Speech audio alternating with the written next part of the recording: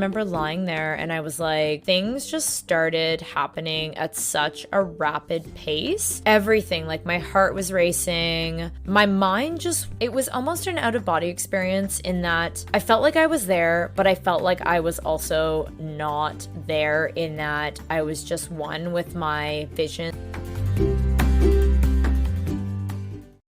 Welcome to the Pave Your Paradise podcast.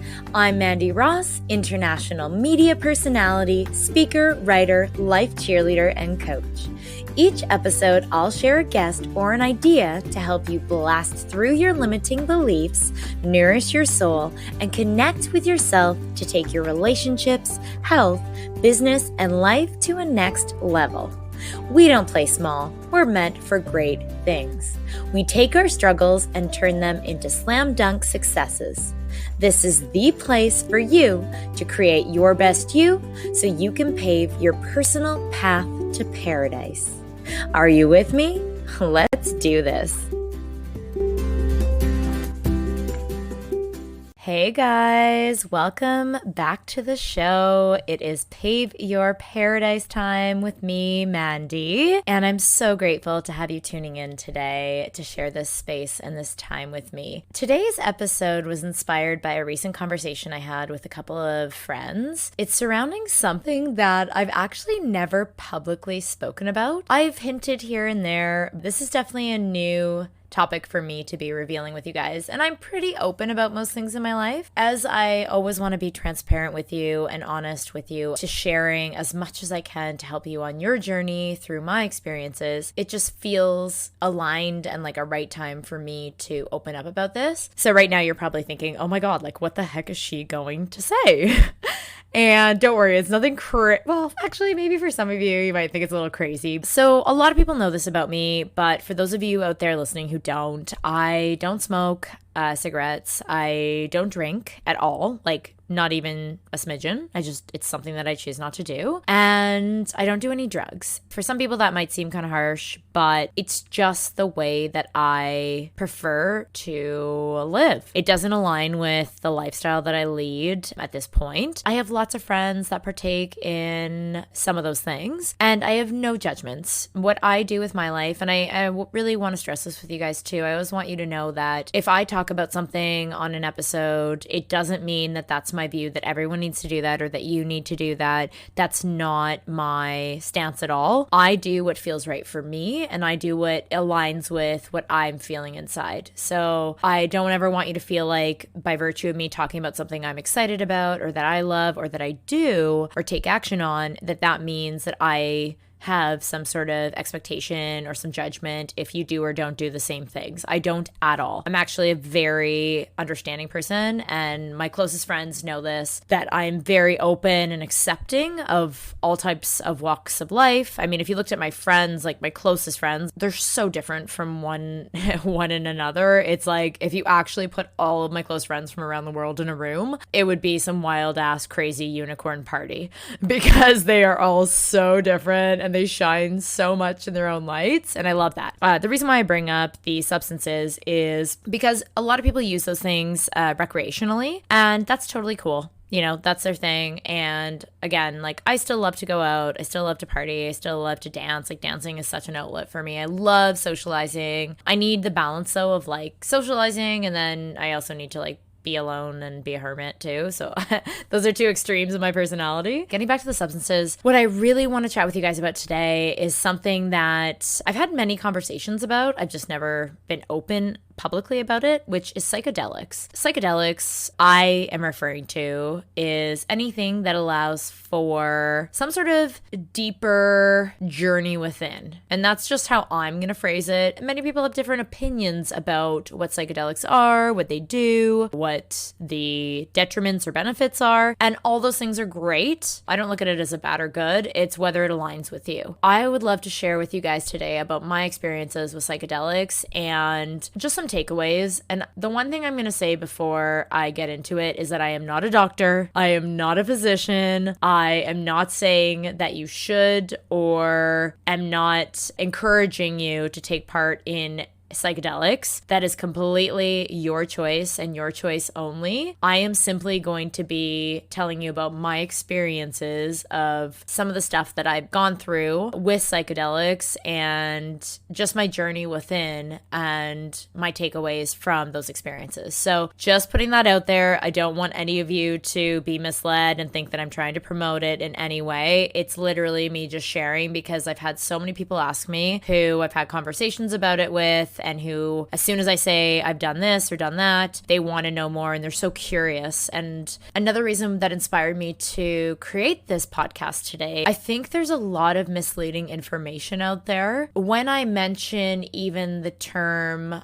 ayahuasca or M or things like DMT. It's pretty interesting, just the various reactions. And it's sometimes I get like super excitement and curiosity. Other times people are like, oh my God, like that's insanity. You know, like it's literally all over the map. I love asking questions. It's something I've always done, hence why I went to school for journalism and became an interviewer for a profession. I'm a firm believer that it's really important to hear lots of different perspectives because most times in life, it's not really that most things are right or wrong or there's a good or bad. It's really just a matter of taking away what works for you and what doesn't. Of course, there are exceptions to that statement that I just made that's very generic. But in the case of psychedelics, I don't really think it's anyone's right to say that they're right or wrong. I think you have to come from a space of being open to, if that's something that aligns with you, great. And if it's something that doesn't, then cool, don't do it. You know, it's pretty much as simple as that. But I also think it's important to be open to educating yourself from multiple sources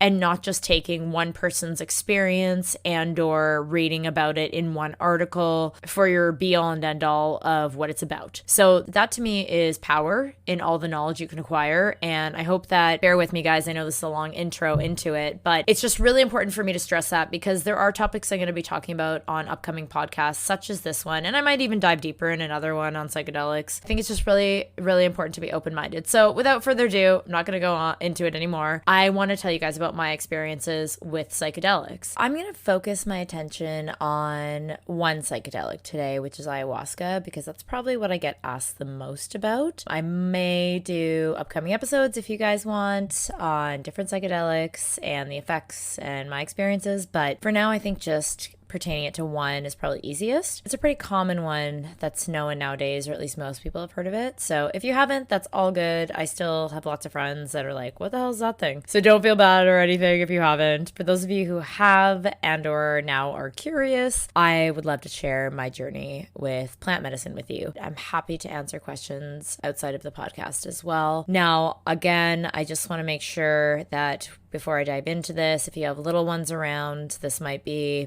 one of those times to put a little pause on this and just have them go and play in a different area, just because I'm going to get into some deeper stuff and also just talking about psychedelics in general. That may or may not be something you're comfortable with. The first time I was introduced to ayahuasca was actually through someone really close to me who had partaken in a ceremony. They suggested, not recommended, but just suggested it's something I looked into because they had such a profound experience. Upon asking them what their experience was like, they actually were not willing to share a lot about it. So there was two reasons for that too. One was to not set me up for expectations of what I thought I was going to experience, which was smart. But more importantly, they also wanted time to just like assess, and it had been very recent. So they just wanted time to basically think about and process what they had gone through. And I was totally respectful of that. But I also appreciated the fact that they had brought it to my attention as something that I might want to look into doing myself. I will just tell you guys too, FYI, and you're going to hear this from me a lot, I am a human experiment. I really, really love trying almost everything at least once. There are always exceptions to that, I will say, because you could totally go off into like a dirty tangent there, but no,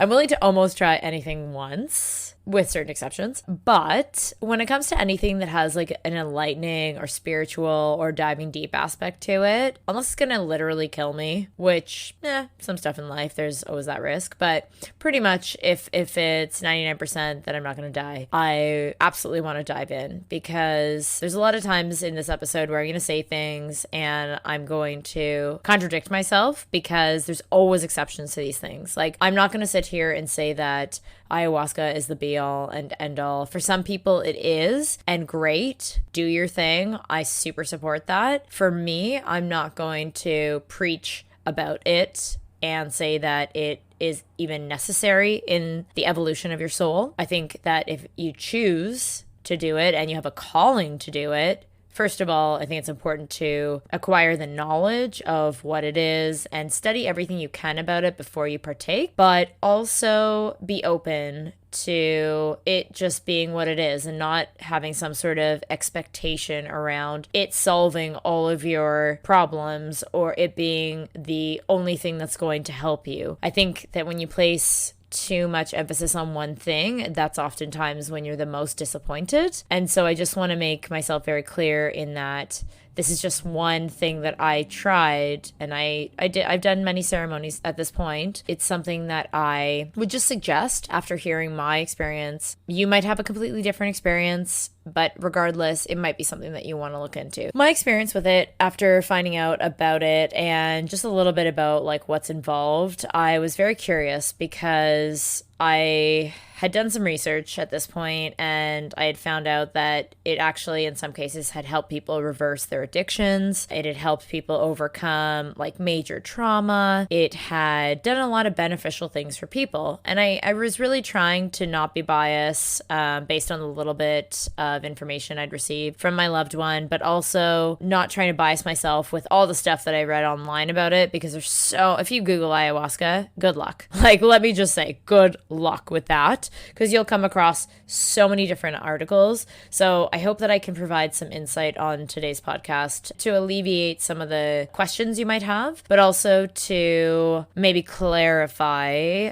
some of the misinformation that I have seen online. Originally, I've actually done two different types of ceremonies at this point in different locations, I should say, as well. So one ceremony that I did, and I'm not going to name names, I'm not going to get too into the details of the people involved and or the actual locations or anything, because I just want to keep those things private out of respect for the sacredity of those ceremonies and the people who helped me to experience them. That being said, the first one that I took part in was actually in my early 20s. That wasn't too long ago now. And I was super curious about it after I heard what it was about. This one was being put on by a shaman. I reached out through email. I was personally introduced through the person that had told me about their experience.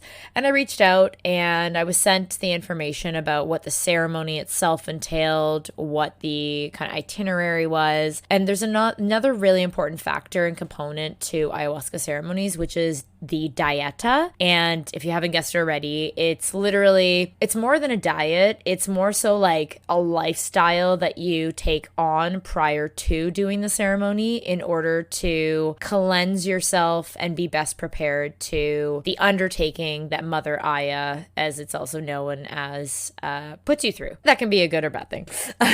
Hopefully it's always good, but there are times when, you might have some things come up. I did all the research as far as like what was entailed, and I decided that, you know what, I have nothing to lose. I just wanted to experience it. I was really curious at this point. So I signed up for the ceremony. I ended up doing it with an ex-boyfriend who at the time I felt fine doing it together. There was no rule around like not doing it with a partner. We did everything together at that point, like a lot of those kind of, spiritual things or activities together. So that was not really an issue for me. The one element that we also shared was the fact that we were going to stick to the dieta. So again, it's not just a food cleansing type of thing, although it is preparing your physical body, but it's also preparing your mind and soul for what you're about to step into, no pun intended. And so some of the things in the dieta were, say for the week or so before, not to consume any drugs, not to consume alcohol, not to consume caffeine or tobacco. Not a problem for me because at the time, well, I mean, once in a while I'll do a coffee.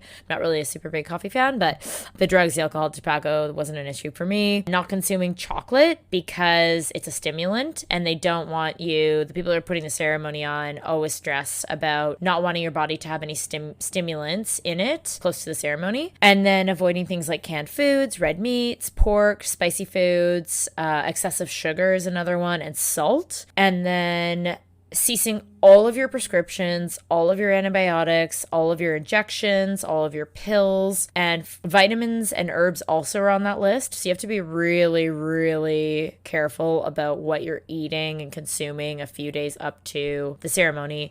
Another thing they ask you to do is abstain from sex, and that also includes masturbation, trying to eat organic food until midnight the night before the retreat, and then fasting the day of and until the morning after the first ceremony so that you have the least amount of stuff in your system. There's a few reasons for this, but really what it boils down to is two. One is the spiritual aspect of it, because it is such a sacred ceremony surrounding the ayahuasca drinking. They want you to really be pure of body and mind and soul when you're going into these ceremonies. So that's kind of the spiritual side of it. And then on the physical side of it, I will get into the ceremony itself. And one of the things that sometimes happens, and which I've personally experienced, is that you will purge, as in you will throw up sometimes after you drink the ayahuasca liquid. It doesn't take too much common sense to know if you have less stuff in your system, there's not as much stuff to come up. That's one of the reasons why they highly suggest not having very much in your system when you go into ceremony. And then lastly, just mentally and spiritually preparing yourself through meditation and prayers,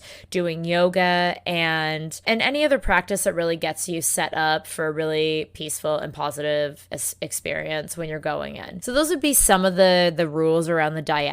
And I mean, guys, you can be super hardcore with this. I know people that literally have eaten the day of right before. I'm not going to suggest that at all, having witnessed the after effects of what that can look like. But I will say that I really like to fully immerse myself in an experience if I'm going to put the effort and energy into it. And also if I'm trying to set an intention to actually achieve something. I really want to adhere to what they're asking me to do in order to prepare myself. And that's like with anything in life. You know, if I'm starting a training workout program, I'm not going to bleep it up by messing around with my nutrition, with doing things that are just uncalled for or just like detrimental to screw up what I have going for me, because it just takes away from the journey. Ultimately, hopefully, if you're doing this for the right reasons, then you really want to get something really profound out of the experience. And the best way to do that is really to just adhere and follow those rules that they give you in advance. So for those of you who are already familiar with ayahuasca, it's a brew that is made out of a vine and leaves. And then it's used as a traditional spiritual medicine in ceremonies, especially among the indigenous peoples of the Amazonian Peru. I have actually not done any ceremonies in South America yet. I'm still open to potentially doing ceremonies, so I'm not closing that off. I have done a number of ceremonies now where if I never did it again, that's cool. Am I open to it? Absolutely. So I'm kind of here nor there as far as whether I'll do it again, but I do think it would be very interesting to partake in a ceremony that's in the South American region. So I'll just say that. I've primarily stuck to North America to do these ceremonies that I've done, and so far I survived.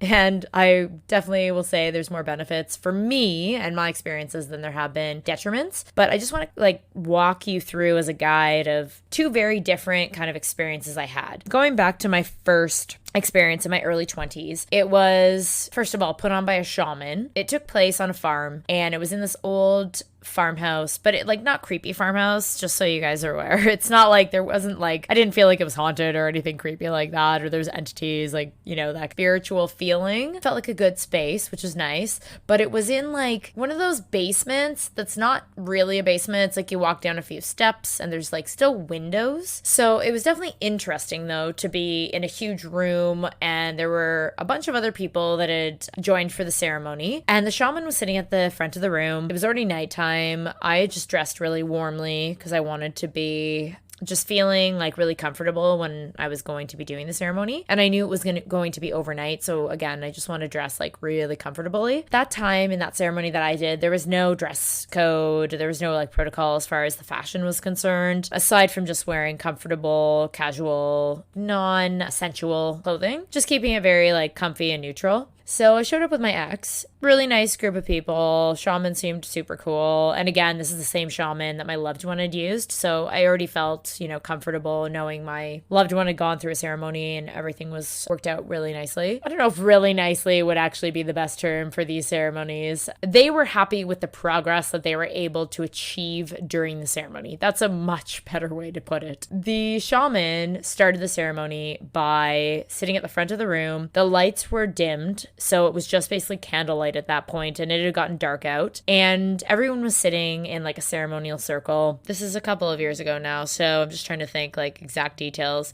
The gist of it was that he, I believe, shared some spiritual things with us at the front of the room where he was, and they did like an opening ceremonial kind of ritual, which was cool. I'm super open and like into that stuff, so it was great. I was like really like, ooh, this is cool. This is fascinating actually. And then he started chanting, and he invited each person in the room. I'm going to say, if I had to guess, because I mean, I was so like just focused on just being inside and being in my own journey. Maybe there was 10 people, or like at the very most 15. I don't feel like there were that many people though. So like, let's say there was 10. He began these chants, and whilst he was chanting, he invited each of us up to come and take our first sip of this ayahuasca brew. We each were given one cup, and I just remember I couldn't really see what was in it because it was dark, but for some reason, I just had this inclination that I probably was not going to love the taste of this stuff just by like the mere glimpse of what I could see in this cup. And I drank it, and honestly, I thought it tasted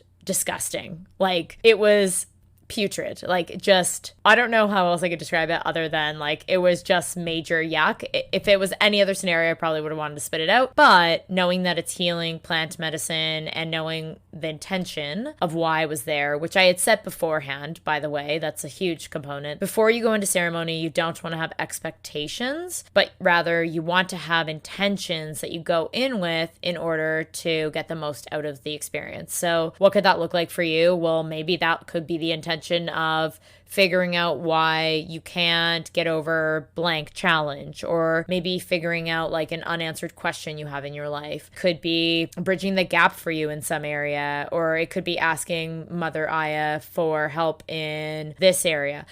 Really just having your own personal intentions that you go in with is so important, but please, please, please, please don't get that mixed up with expectations. Don't have any expectations, even after you may have heard of other people's, including my own. It's good to not go in with any expectation of what you're going to experience, because it could be completely different than what I or anyone else does under Mother Aya. She will have her way with you. Just know that. And that could look like anything. I drank what I believe to be the most disgusting, like nasty brew, but I was like, I just swallowed it back. I honestly, I don't even remember. I think out of politeness, I didn't even like hold my nose, which I usually do when I don't want to taste something. I ended up going back, and at that point they had set up little beds for us. I think they were just little cots, and beside each cot was a bucket. I had been forewarned that purging or throwing up was part of it, potentially. Basically, I just laid down, and my ex at the time, he went up and he drank, and all of a sudden I just remember lying there, and I was like, things just started happening at such a rapid pace. Everything, like my heart was racing, my mind just, it was almost an out-of-body experience in that I felt like I was there, but I felt like I was also not there, in that I was just one with my vision sensations. And it's like I could feel myself physically on this cot, and I would come kind of in and out of that. But I was experiencing such rapid and vivid sights from within. It was like watching like a million movies playing all at the same time. And it's just like these colors and these sensations, and they were all like shooting through me. It didn't hurt in any way. So I just want to make that clear. It wasn't like it was a painful experience as far as a physical standpoint at this point, but it did definitely seem very different than anything I'd experienced. And when I say different, what I mean is I'd never had that sensation of so many insights coming to me at once so quickly. Almost to the point where I started feeling dizzy, but luckily I was lying down. What ended up happening is I felt like, to me, like I was going in and out of dream state, where part of me was like, it was almost like those feelings, you know, when you feel like half asleep, so you kind of are in and out of it, like you kind of come to, and then you kind of fall into a dream state, and then you kind of come to, and then you kind of go back into your sleep state. It was kind of like that, but just like expeditiously. Like it was happening so quickly. Time was of no meaning to me. It was like there was no sense of time. There was no sense of space. I was just one with myself until, of course, there were some people who started having reactions, and one guy stood up, I remember, and he was like banging on the window because I think he was hallucinating that he needed to get out. But then someone like calmed him down, who was holding space for the room, so he laid back down. I kind of remember little bits of, you know, that there were others in the room, but it was really such an internal, personal journey. Then it went from that to me having like really, really personal downloads of answers to questions. There's things that I can't even share yet on this podcast because they were just so insightful about things that had happened to me in my past, or things that I had questioned, or more than anything, just revelations around certain situations or certain people that I care about. And it was just the most insightful vision. It's one in particular that just has stuck with me forever, that I was just like, oh my goodness, this makes so much sense. In an instant within, it was like I connected with this one loved one who I'm thinking about right now and sending them love. But it was like I finally was able to come to this understanding with them that I have never experienced, because I was shown something about them and some sort of time in their journey. But it made so much sense because it was relative to my relationship with them and how they played a role in my life so far. And it was just like the most ground-shattering, thought-provoking, profound feeling of pure love and certainty that I honestly think I've ever felt up until that point in my life. It was just so profound. Like that's literally the only word I can use for it.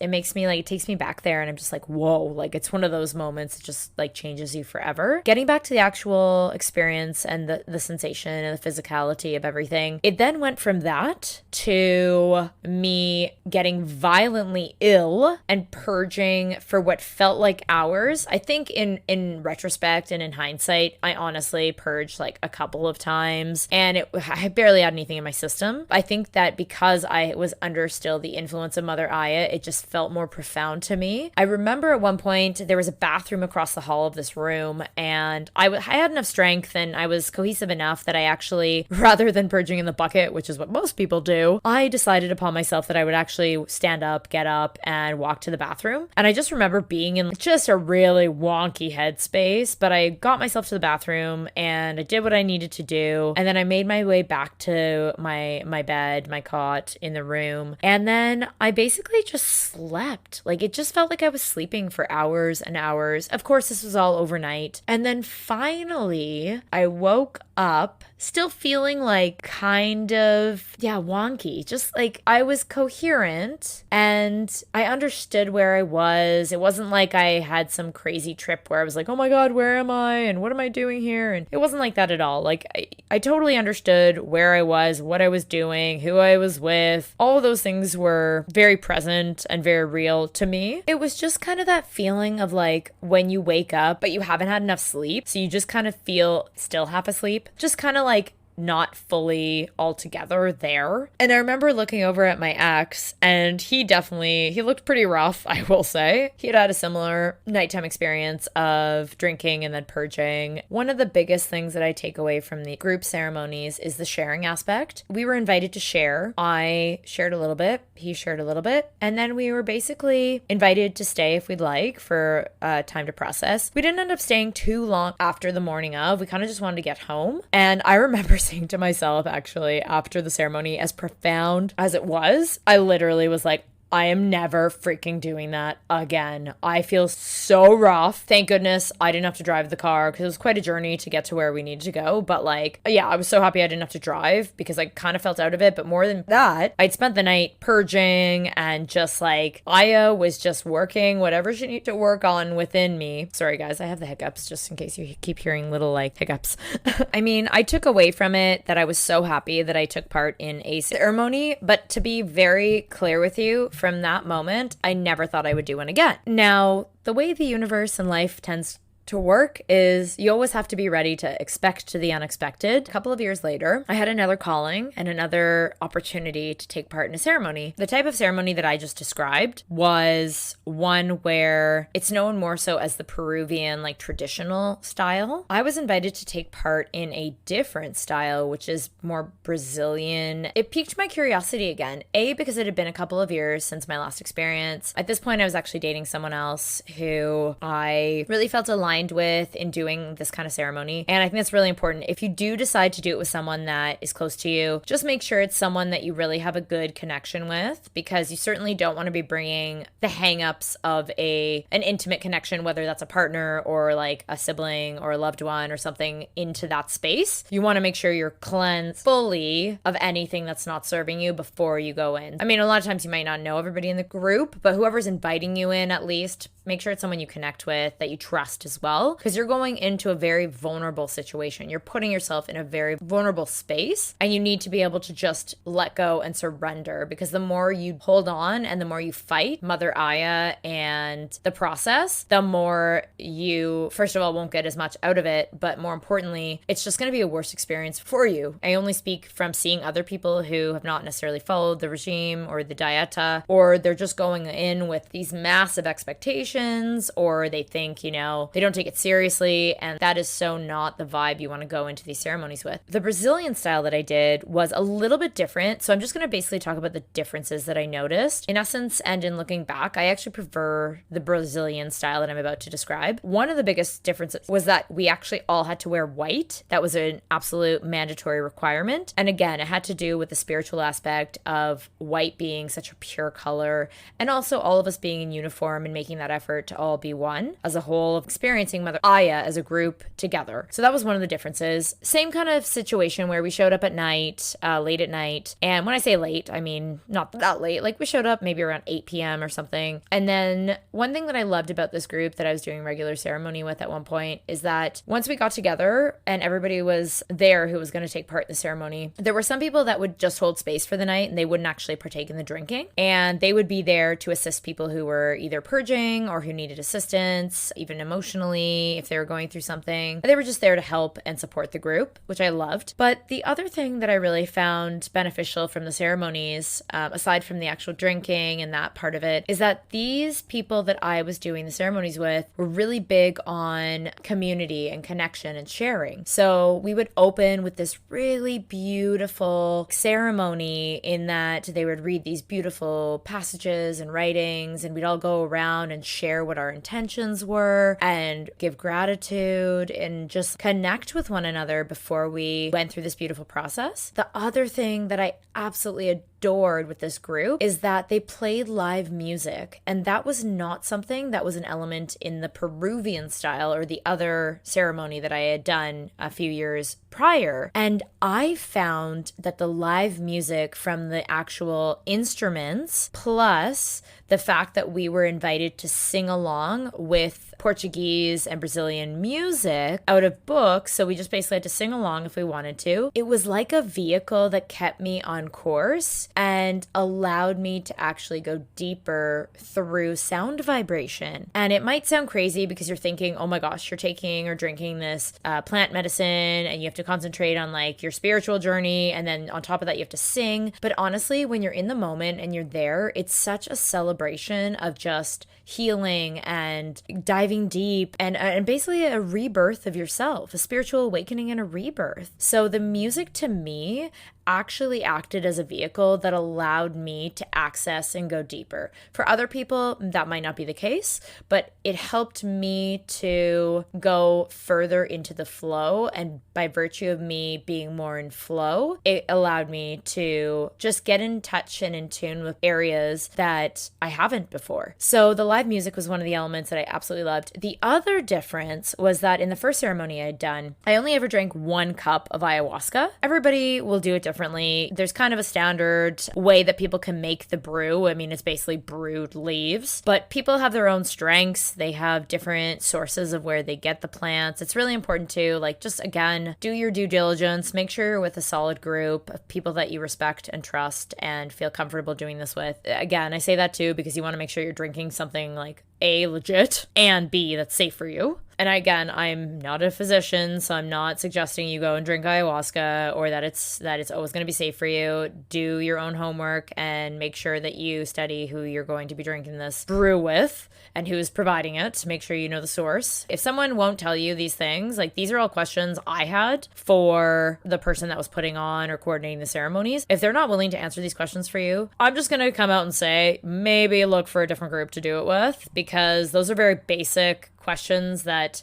most people should feel comfortable telling you about if they're trying to put on a ceremony for this, especially such a sacred, beautiful ceremony. The difference is that I only drank 1 cup in the other ceremony, the first one I did. Now, these ceremonies that I was doing that involved the music and the singing and the other difference too, there's 2 big ones that I can name. One of them was that the lights stayed on. During the night, they would dim them a bit, but the lights were always again, present, literally like a light experience. Not that people didn't deal with heavy stuff within, but at least our surroundings were very light. It seemed like a brighter experience to go through with this group. The other thing is that the number of times we were allowed to drink or invited up to drink was also more. In this particular case of these ceremonies that are more Brazilian style, I actually ended up sometimes drinking up to 3 cups within one night. And that might sound crazy. That might sound like a lot. But to be honest with you, it didn't feel like that. I really tried to be present and just ask myself, do I want more or am I good with where I'm at? There was 1 or 2 times when I would attend ceremony and I would just drink once or 1 cup. There was even a time when I went and I didn't drink anything. Just being in that environment and holding space for other people and going along with the music and the songs, I still got myself in this transcendental type of state. It was so beautiful. It was just beautiful to be there and to be a part of it and to help others who were going on that journey, who maybe some of them hadn't done before, some of them had done before, but just to be in that space was just a really nice place to allow myself to just go with the flow, even without the ayahuasca inside of me. What would happen is usually by the 3rd cup, a lot of people kind of were really at that point in their own world, in their own space, going through their own journey within. There was a fireplace, it would just be going, and I just remember the flow of the fire even seemed so much more just delightful and intrinsic with my eyes. It was just rapid movements of fire and it was just so calming. And a mother ayahuasca has a way of showing you what you need to see, whether you want to see it or not. But I will say every time that I have drank in every ceremony, there's such a powerful sense of love and fulfillment and just this abundance of comfort. Even when you're showing things that are really difficult to see about yourself or about other people or about situations, there's this embracive, loving energy that can't really be described as anything else. She kind of enthralls you in her embrace. You warm up to that and you just surrender to it. You literally let go. And in that moment when you're willing to let go, that is when you can reap all of the benefits. And it's a struggle because sometimes you're shown things that are really scary or that you've suppressed or that you don't want to see, but they're necessary in order for you to grow, and they're necessary for the evolution of your spirit to take place. And you've invited Mother Aya into your world. You know, you're there and you've set an intention, and she will come through for you, but only if you're willing to let go and surrender to her entirely. Fast forward through the night, going on your own journey. The lights will be dimmed usually throughout the night. And then I'd say there's a good couple of hours kind of around that dawn time, like 5 a.m.-ish, where you're still awake. I mean, some people have passed out completely at this point and are either sleeping or just going on their journeys. And usually about like really early hours of the morning, you get to a space and a point. You haven't drank now for a little while as well. So your body's like, I think you reach your peak high, I'll say, or your peak feelings of being under the influence of Mother Ayahuasca. I'd say about 2 hours in or 2 hours after. That would probably be, now for everybody, again, it's different. And it's also different, again, depending on if you followed the diet or not. Usually by early wee morning hours, I was ready to just sleep. It was like I'd done my journey. Mother Aya was slowly wearing off, and the effect of being enthralled in her was now wearing off. So I would usually just pass out, not literally like pass out, but like I was just so tired and exhausted from everything I'd endured during the night that I would sleep for a good few hours and like just be out cold, not in a bad way, just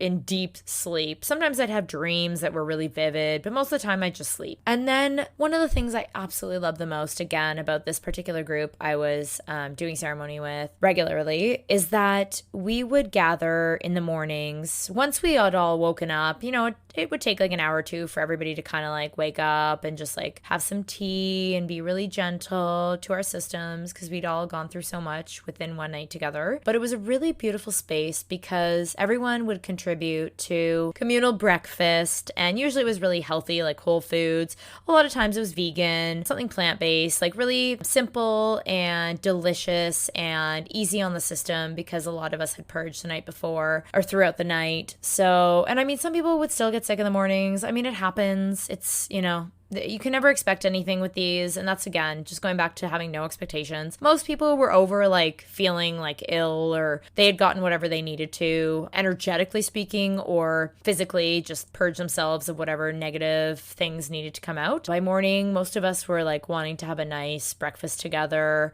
It was ironic because of where these ceremonies took place. It's a very iconic area of a specific city that it was kind of like a juxtaposition of, you wouldn't necessarily think spirituality in this city that I was doing it in, but it was one of the most transformational and beautiful experiences that I had time and time again with this group. After breakfast, the last thing that we would do, which was one of my favorite elements of these ceremonies with this particular group, is that we would gather around again in a circle, just as we had started the night before, and we were open to sharing. And we would say prayers together and do some chanting and even play some music if people want to stay around. And it was just this loving, bright, and like the sun would always come out during that time. Like it was just it was pure love. You know, the saying, just pure love. And there's a song that even goes, pure love, pure love, pure love. That was horrible. And I think I have a decent voice. My voice is a little shot, but that essence of pure love was so present throughout the entire journey that it made me just want to continue going back. What I was able to accomplish in each and every ceremony, like my takeaways really, were that you are on your own journey. You have every resource already within you, and Mother Aya can literally just act as a vehicle to help expedite the process of what it is you're seeking. The two main things that I always felt that I took away from the ceremonies were, it always felt like a spiritual awakening. Like I always took something away from what I saw or what I experienced or what I learned or what I came out of through each time that I would drink her. But the other thing that I can really describe it as a metaphor is just like a rebirth, because it was like taking the version of me that I went in with and I was in the ceremony to begin with, and it was like I was able to come out on the other side as this new, higher version of myself, this more enlightened version of myself. That's what I have for you guys today. I know it's not as much as I could share, But again, I want to just highlight some of the elements that I experienced because I don't want to mislead you guys and I don't want you to have unrealistic or heavy expectations when you partake if you decide to and it's the right thing for you with ayahuasca.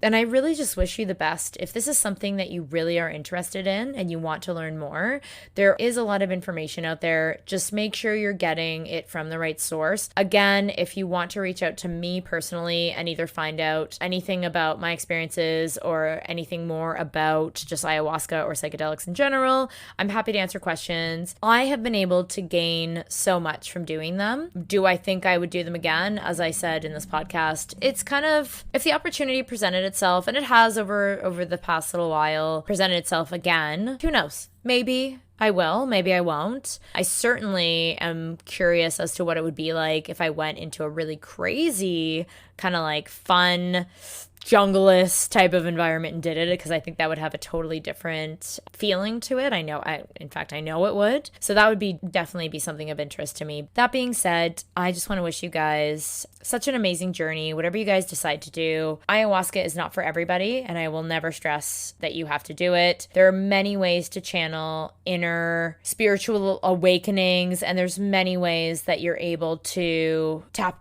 into something deeper. I've spoken already on the podcast about a few of them, which are things like meditation, going to different groups, visualization technique, gratitude journaling, drumming circles, having affirmations, practicing the law of attraction and the principles around that, things like tarot cards and seeing psychics, energy healing and the work involved with that, kirtans. There's so many vehicles out there, and I look at all of these as just tools in a toolbox. You need to just figure out what works for you and fill your toolbox with those things that work best for you. Just because one thing works for one person doesn't mean it's the best thing for you to use, and vice versa. Something that might work amazing for you and that you get the most benefit and greatest results from might be the worst thing in the world for somebody else.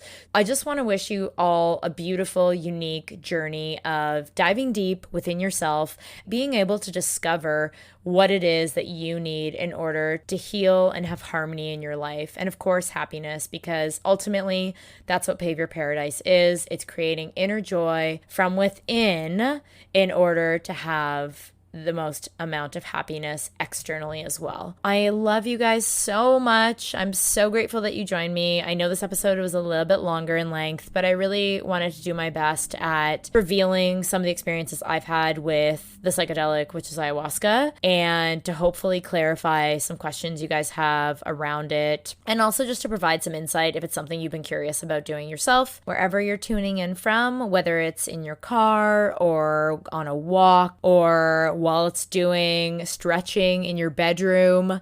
No names mentioned, not talking from personal experience.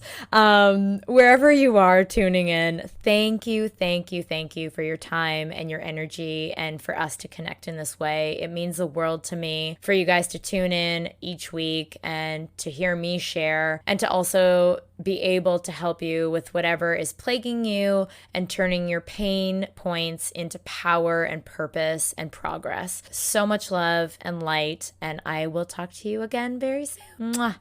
Thanks so much for joining me. If there's anyone you know who you think could benefit from hearing today's episode, it would mean the world if you'd share it with them. Love what you heard? Then please subscribe. If you really love what you heard, then please leave a review with your honest and loving thoughts. This podcast wouldn't be possible without your support. If you feel called to, please make contributions to my podcast fund that helps me to keep it going strong, bringing on amazing guests for you, and to continue the ripple effect of spreading goodness in the world.